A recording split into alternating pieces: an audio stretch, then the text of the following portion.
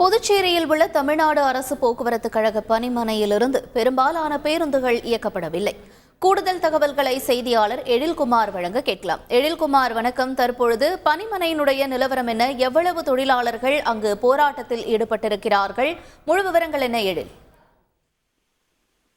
6 அம்ச கோரிக்கைகளை வலியுறுத்தி தமிழ்நாடு போக்குவரத்து கழக ஊழியர்கள் வேலைநிறுத்த போராட்டத்தில் ஈடுபட்டு வருகின்றனர்.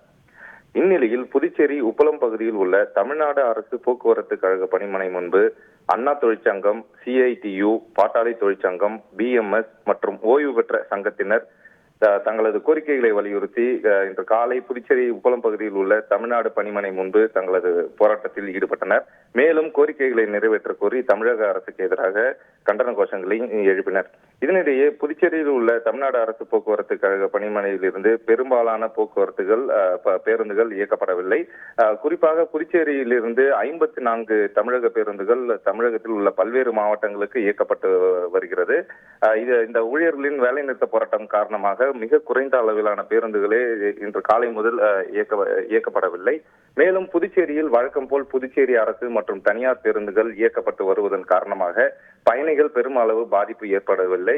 இருந்த போதிலும் தமிழ்நாடு அரசு பேருந்து போக்குவரத்து கழக ஊழியர்கள் தங்களது நியாயமான கோரிக்கைகளை நிறைவேற்ற வேண்டும் என புதுச்சேரியில் உள்ள உப்பளம் பகுதியில் உள்ள போக்குவரத்து பணிமனையில் தங்களது பேருந்துகளை நிறுத்தி தங்களது போராட்டத்தை தொடர்ச்சியாக நடத்தி வருகின்றனர்.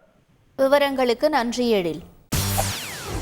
செய்திகளை உடனுக்குடன் தெரிந்து கொள்ள உடனே சப்ஸ்கிரைப் பண்ணுங்க.